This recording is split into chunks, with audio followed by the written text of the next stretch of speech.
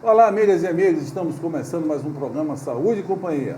Este programa é apresentado por mim, Renato Silva, professor da Faculdade de Medicina e chefe da Unidade de Transplante de Fígado do Hospital de Base, e pelo professor Domingos Marculino Braille. O professor Braille é professor emérito da Unicamp e da FAMERP. Este é o primeiro programa de 2020, uma nova década se inicia e nós desejamos a todos paz e saúde e muito trabalho. E esse programa, como vocês sabem, chama-se Saúde e Companhia, porque nós sempre temos aqui na bancada alguém com vasta experiência em sua área que vai trazer informações para você cuidar melhor da sua saúde e da sua família. Hoje nós temos aqui Cristina Serrano. Cristina Serrano, ela nasceu em Taquaritinga, mas mudou-se, já foi registrada aqui em Rio Preto, formou-se aqui e trabalha no Hospital de Base há 23 anos. E junto à nossa equipe há mais de 20 anos. Como vocês sabem, a saúde é complexa, não é só ausência de doença.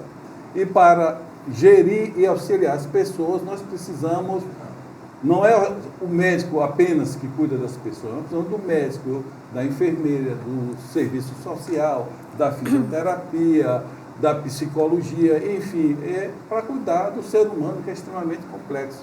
E Cristina tem um papel fundamental na nossa unidade.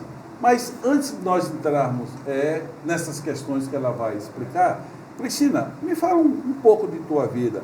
Você é assistente social, alguém em tua família é assistente social, o que é que te despertou para essa profissão? Bom dia a todos, bom dia àqueles que nos ouvem em casa. É um prazer estar aqui novamente. E esse é um trabalho de extrema importância para que a sociedade conheça um pouco mais sobre direitos, apesar da nossa legislação ter muito direito, mas pouco se fala no nosso país. E eu não tenho assistente social na família. Quando eu terminei o ensino médio, que na época era colegial, eu fui estudar um pouquinho sobre as profissões e num guia de estudante eu li sobre o serviço social e vi que me identificava com essa profissão porque ela contribui para a ampliação de direitos e para que as pessoas conheçam qual é o seu papel enquanto cidadão no nosso país, no nosso estado. Por isso que eu fiz serviço social. Cristina, durante o curso, qualquer curso, você sempre você tem dúvida, será que estou no caminho certo? Você se sente uma pessoa realizada com a sua profissão hoje? Sim, infelizmente na nossa profissão poucas pessoas respondem que são realizadas de uma forma assim bem contundente como eu. Eu amo a profissão, apesar de que não é uma profissão com grande renda, a não ser que você preste concurso e vá trabalhar na iniciativa pública. E, se não, o salário não é tão alto, mas em termos de realização, quando o paciente consegue o benefício para que ele possa passar pelo tratamento de uma forma menos estressante, com menos enfrentamentos, isso é extremamente bom para o profissional de serviço social. Cristina, além do papel que você tem como prestadora desse serviço para a saúde, também vocês têm a formação de outras pessoas, né? Então vocês têm aprimorando. Quantas pessoas já passaram no serviço social da unidade, do hospital de base, que vocês já formaram, que estão aí pelo Brasil? De aprimorandos, nós temos mais de 100 aprimorandos que passaram pelo serviço social no hospital de base. Tínhamos antes uma média de 14 vagas por ano, essa quantidade foi reduzida à medida que o governo começou a reduzir os investimentos na saúde, mas a gente está com 5 aprimorandos por ano e a gente participa efetivamente do processo de treinamento de serviço e das orientações dos trabalhos científicos que faz parte da programação do curso. Vocês têm levantamento desses egressos? Onde é que estão esses aprimorandos de vocês? Tem outros estados? muitos aprimorandos ficam na região de Rio Preto, uma parcela dela vai para outros estados, na iniciativa pública, na iniciativa privada, em ONGs. Hoje, infelizmente, o mercado de trabalho para o serviço social está reduzindo cada vez mais, mas até há 3 anos passado, poucos aprimorandos finalizavam o curso porque era contratado no mercado de trabalho. Mas agora, infelizmente, está tendo uma redução, inclusive da quantidade de instituições de ensino, que são as faculdades e as universidades que têm o curso de serviço social. Qual é a tua análise? Por que tem diminuído? Quer dizer, antes ele não conseguia, esse aprimorando não conseguia nem acabar o seu curso, já estava contratado. Qual é o raciocínio teu? Porque essa demanda vem diminuindo. É o mercado de trabalho. À medida que ele não contrata, que tem menos concurso, que a orientação do governo agora é a redução de concursos para todas as áreas, então o aprimorando fica sem possibilidade de ser inserido no mercado de trabalho antes de finalizar o curso. Então tem um lado bom, que não é tão bom para ele, que ele finaliza o curso, mas tem o lado ruim de que mesmo finalizando, ele fica com muita dificuldade de ingressar no mercado de trabalho. Cristina, este curso de aprimorando que vocês têm, qual é a duração dele? Era de 2 anos, a partir de 3 anos para cá ele reduziu para 1 ano só, por orientação, por determinação da Secretaria de Saúde, que era o órgão na época que estruturava o curso e administrava. Hoje quem administra o curso é a própria Funfarm, e nas outras instituições a própria instituição de ensino do hospital, ligado ao hospital escola ou ligado à faculdade. Na nossa situação é a Funfarm com a FAMERP. Mas essa bolsa é estadual ou é nossa instituição que remunera o aprimorando? Até 2018, quem pagava as bolsas era a Secretaria de Saúde. Agora é a própria Funfarm que absorveu o pagamento das bolsas, porque a Secretaria de Saúde finalizou o programa e não disponibilizou mais a verba para isso. Cristina, nós vamos fazer um pequeno intervalo. Estamos conversando aqui com Cristina Serrano, que é assistente social do Hospital de Base, e eu gostaria que no próximo bloco ela explicasse o que é TFD, para você entender como o SUS dá uma assistência e uma oportunidade muito interessante para nós. Por favor, não mude de canal.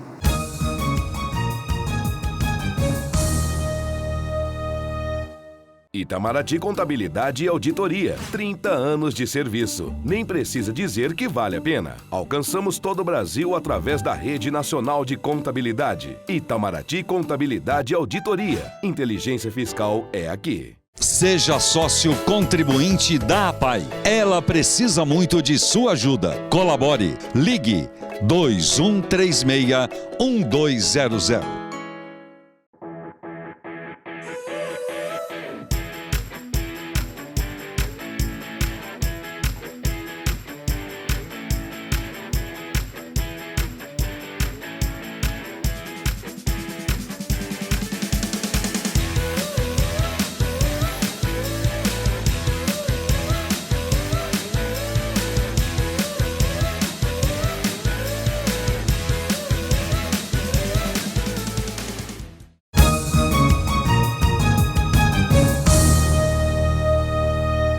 Olá, amigas e amigos, estamos voltando para o segundo bloco do programa Saúde e Companhia, hoje com a presença de Cristina Serrano, que é assistente social do Hospital de Base e trabalha na equipe de transplante conosco há mais de 20 anos.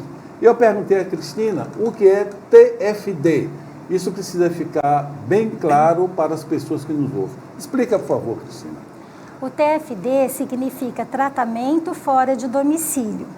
Ele é um benefício, na verdade são 2 benefícios que o paciente que mora em outro estado e que precisa sair da sua região para uma outra região mais desenvolvida do ponto de vista da saúde, ele é encaminhado pelo Serviço Público de Saúde para outro estado, e aí ele vem com o transporte pago, o transporte é fluvial, terrestre e aéreo. Ele vem, então, ele recebe tanto para ele quanto para o paciente, ou em exemplo de transplante de medula, que vem o doador também, eles recebem as passagens e mais uma ajuda de custo, que é um valor em dinheiro que altera de acordo com cada estado, com a verba que ele tem disponível para isso. E as três pessoas ou as duas pessoas, paciente e cuidadora, vão receber de acordo com a quantidade de dias que precisou ficar fora do seu estado para poder fazer o tratamento. Esse recebimento é mensal?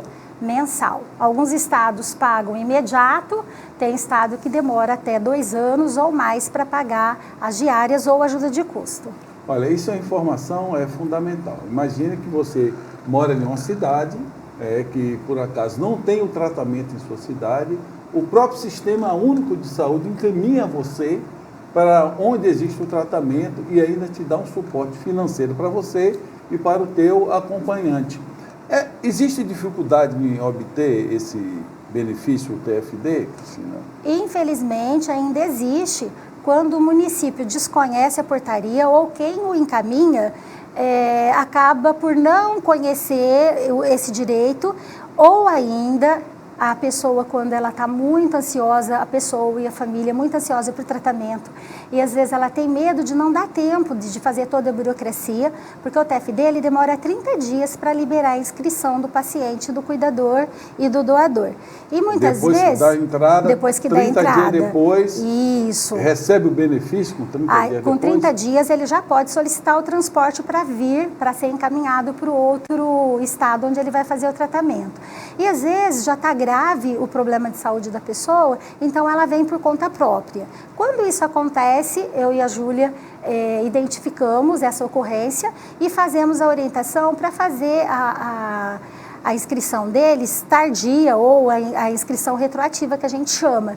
E várias vezes a gente consegue fazer, porque daí, se estiver muito grave, a nossa equipe já indica que o paciente fique em Rio Preto e isso daí gera custo e ele precisa receber as diárias.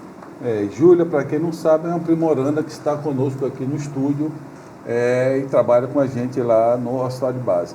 Mas, Cristina, quer dizer, o ideal era que todo paciente ele já saísse com essa orientação do seu estado, já saísse assegurado o TFD.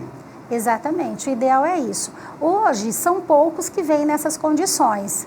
A coisa de 15 anos passada, que poucos estados, poucos pacientes sabiam sobre isso, vinham mais pessoas. Hoje é pouco, mas ainda ocorre, infelizmente. Eu vou te fazer uma pergunta aqui. Eu estive no Acre há uns 15, 20 anos, fui dar uma aula lá no Acre, e eu fiquei, à época, muito sensibilizado, porque existia e existe no Acre uma associação de portadores de hepatites, não é? E eles são extremamente organizados. Então, tem assim tua lembrança do Acre ser um estado que mandava os doentes com TFD, ou isso você não consegue imaginar? Não, me lembro sim. Só que, infelizmente, essa associação está desativada. Mas quando ela funcionava, era muito raro vir paciente do estado do Acre sem inscrição devida. E quando o TFD não cumpria aquilo que está lá na portaria, que é o direito ao transporte, ajuda de custo, ou atrasava a liberação do transporte, essa associação contribuía com o paciente no sentido de fazer valer o direito dele. E até o órgão e requisitava que isso fosse feito. No nosso caso, que esses pacientes nossos, ele vem para transplantes, ele fica às vezes na fila 6 meses, depois mais 3 ou 6 meses depois do transplante, esse período todo ele recebe esse benefício ou muda de benefício quando ele é transplantado? O benefício é para antes, durante e após ele ser transplantado. E, inclusive, todos os retornos que ele tem, mesmo que seja anuais, que quando o paciente já está mais recuperado e os retornos, por indicação da nossa equipe, passa a ser anual, mesmo nesses retornos ele tem direito aos 2 benefícios. Cristina, nós estamos falando do TFD, ou seja, você é de outro estado, de outra cidade, se muda para se tratar. Agora, fala um pouco do auxílio-doença. Quando porque você não pode ter essa fusão, né, de benefício. Você tem uma ajuda do TFD, você também pode ter o benefício do auxílio-doença? Sim. não pode ter o pagamento de 2 benefícios quando esses benefícios saem da mesma lei. O benefício da Previdência funciona de uma forma e o TFD, a verba que vem é da política de saúde. São 2 órgãos diferentes. Ah, tá. Um é INSS. Isso. Esse é o auxílio-doença. Auxílio-doença. E o TFD... É da Secretaria de Saúde. Secretaria de Saúde. Isso. Tá. E esclarecendo mais um pouco o auxílio-doença, por quanto tempo esse paciente... quando é que quem está nos assistindo agora tem uma doença e diz, eu vou requerer esse auxílio-doença? Quando é que o paciente tem o direito? Com a nova reforma da Previdência, que a partir de novembro do ano passado já está em vigor, os benefícios alteraram um pouco o nome, alteraram as formas de cálculo e alteraram também os períodos que a pessoa pode solicitar o benefício. Mas à medida que ele passa pela perícia, leva atestado médico, leva o comprovante, a cópia dos exames que comprova o diagnóstico da pessoa, ela vai ter o benefício se o perito liberar para todo o período que ela tiver incapacitado, conforme a Previdência coloca, incapacitado para as atividades da vida cotidiana, incapacitado para o trabalho. Enquanto estiver em tratamento e a equipe médica der atestado com CID de doença grave, antes do transplante, após o transplante, esse período reduz, mas enquanto ele não for transplantado, ele tem direito ao benefício se a doença incapacitar para o trabalho. Não significa que, estando com doença crônica, ele esteja incapacitado. Muito bem. Cristiana, nós vamos para um pequeno intervalo. Eu gostaria que no próximo bloco você explicasse também, do ponto de vista social, o que é que você viu de avanço e o que é que você faz alguma crítica à reforma da Previdência. Por favor, não mude de canal.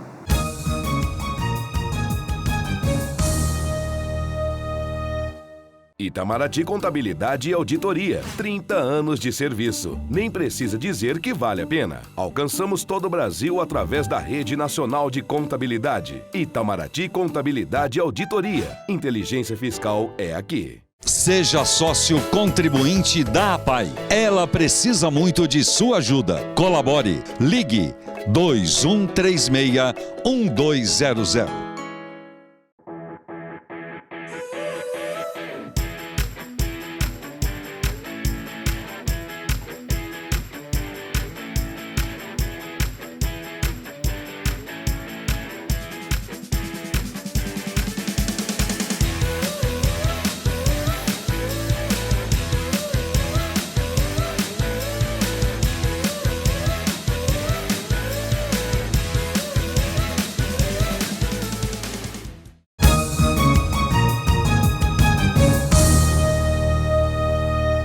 Olá, amigas e amigos, estamos voltando com o último bloco do programa Saúde e Companhia, hoje com a presença de Cristina Serrano, que é assistente social do Hospital de Base e tem um papel extremamente importante no nosso grupo de transplante, porque ela já explicou aqui o que é TFD, o que é auxílio-doença, a maioria das pessoas não sabem, nós médicos também não sabemos, e o que é que nós fazemos? Nós fazemos ambulatório juntos.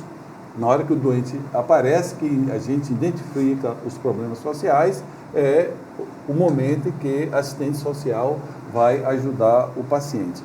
E, Cristina, a reforma teve muita discussão, idade, transição. Do ponto de vista social, o que é que você vê de avanço na reforma da Previdência? Do ponto de vista social, inclusive para os conselhos da nossa profissão, não houve ganho para a sociedade, principalmente as pessoas que ganham menos, de uma forma geral. Entretanto, para vários especialistas, governamentais ou não, alguns veem avanço, justificando que a economia do país se estabilizaria com a reforma.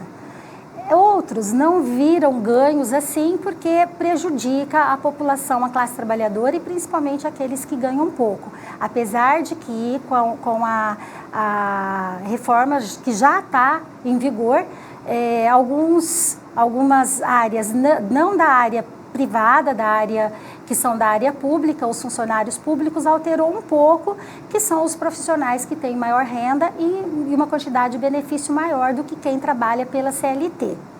Entretanto, em relação aos benefícios, para o auxílio-doença, que agora se chama benefício por incapacidade provisória, a aposentadoria por invalidez, que trocou o nome também para benefício por incapacidade permanente, teve algumas alterações que prejudicaram a pessoa na hora de acessar o benefício. Ô Cristina, mas primeiro era uma reforma necessária, porque o gasto é muito grande, a contribuição, o brasileiro também está vivendo mais, a mulher hoje vai viver com 80 e poucos anos, o homem também. Então, do ponto de vista da idade, você acha que não é importante que a gente deixe de se aposentar muito cedo? Do ponto de vista da idade, é importante. Entretanto, nosso país é um país extremamente vasto, com distribuição de renda muito diferente. Nós não podemos considerar, por exemplo, a idade que foi de 60 anos para a mulher, a idade mínima inicial, para chegar até os 62, e o homem permanecendo nos 65, nós não podemos considerar uma pessoa que trabalha no estado do sul ou o sudeste do país, como é a nossa região, com uma pessoa que mora no norte ou no nordeste e que muitas vezes ela come feijão uma vez por mês. E muitas vezes mistura farinha com açúcar para dar para as crianças. Essas pessoas com 40 anos, elas já têm a aparência de pessoa com 80. Então, são diferenças extremamente grandes do ponto de vista social, que os especialistas que fazem crítica em relação à expectativa de vida que o IBGE coloca, eles fazem esse argumento de que como você vai ter uma idade única para o país inteiro, sendo que há diferenças regionais extremamente desfavorável para algumas regiões do nosso país. Tá, então, pela sua lógica, deveria ter por estado, né? Diferenças talvez regionais. Ficasse muito complicado. Ô, Cristina, tem esse BPC, né? Que é o benefício de prestação continuada, é isso? Isso. Explica para a gente o que é o BPC. Esse benefício, de uma forma geral, ele vai atender ao idoso acima de 65 anos, seja homem, seja mulher, quando a família ou o próprio idoso não tem renda para se manter. Só que para a saúde ele também é importante, porque se a pessoa adoecer abaixo dessa idade, adulto, criança ou adolescente, ela adoece, não pode trabalhar na idade adulta por conta do tratamento, a pessoa pode acessar um salário mínimo, são 12 parcelas pagas anuais, para que a pessoa possa fazer o tratamento dela sem grandes complicações e sem falta de dinheiro, com a ausência total de dinheiro para poder subsidiar o tratamento. Essa pessoa nunca contribuiu? Nunca contribuiu para o INSS, de repente ela adoece e ela tem esse direito a esse auxílio mensal baseado em um salário mínimo. Exatamente. Isso é importante porque como no nosso país também não é avançado na política de emprego, então muitas vezes a pessoa adoece ou ela trabalha informal, nós já atendemos várias pessoas que inclusive era autônomo e que adoeceu, não pôde trabalhar, empresa pequena, e que ele ficou na época, até a gente orientar, encaminhar para o acesso ao BPC, ele ficou sem renda nenhuma e a família também. Então contribui, é pouco, mas contribui bastante para que o tratamento seja eficaz. Agora, é claro, tem critérios rígidos pela nossa política. Então, não é qualquer pessoa que nunca contribuiu, que adoece, que vai lá solicitar esse benefício da assistência. E isso é para quem tem renda familiar per capita, ou seja, por pessoa, abaixo de R$230 mais ou menos. Ou seja, é 1/4 do valor do salário mínimo que a renda por pessoa dentro da família tem que ser. Para facilitar a compreensão, vamos supor, eu ganho 1.000, a minha família, somando a renda de todas, ganha R$1.000 e eu tenho 4 pessoas na família. Então, eu divido 4 pelo 1.000, que é a renda familiar, vai dar R$250. Então, tem que ser até R$250, que está perto da média, você ainda consegue solicitar o benefício. Mas se a renda for, por exemplo, R$500, R$600 por pessoa, aí fica inviável.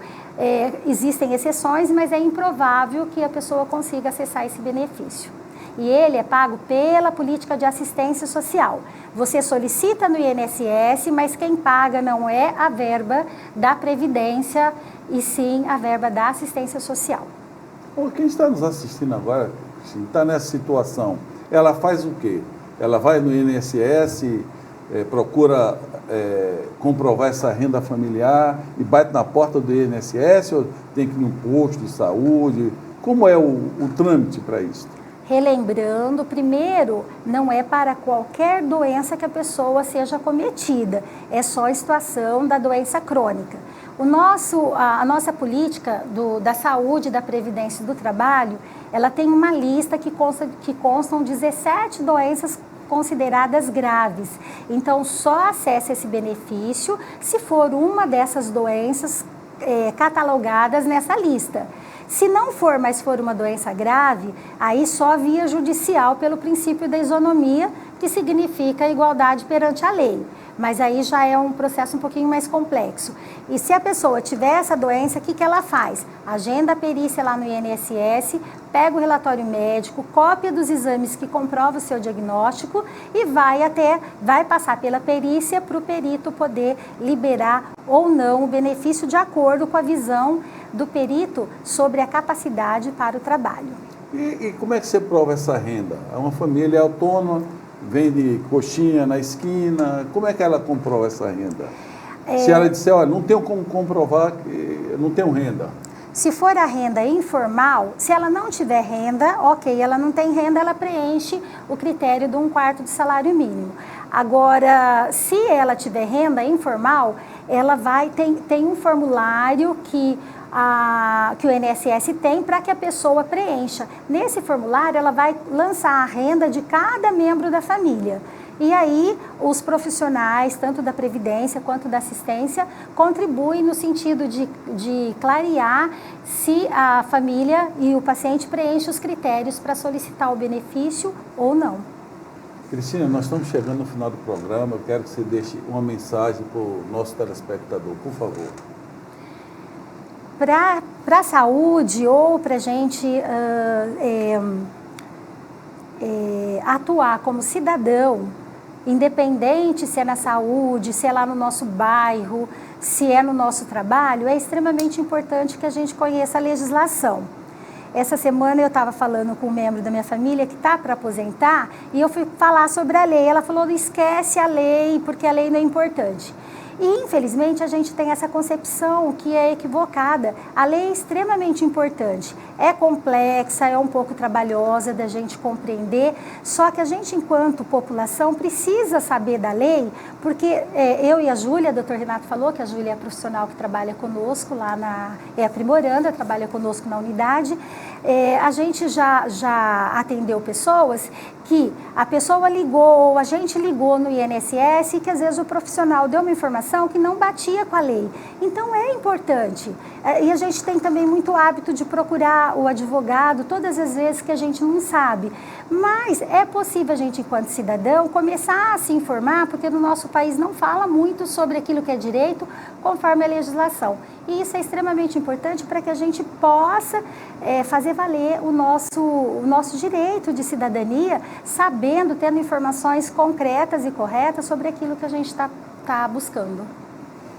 Obrigado, Cristina. É extremamente importante ter uma assistência social próximo da comunidade, porque realmente ela tem informações que vai nos ajudar a vencer algumas dificuldades. Obrigado a todos, paz e saúde, até a próxima semana.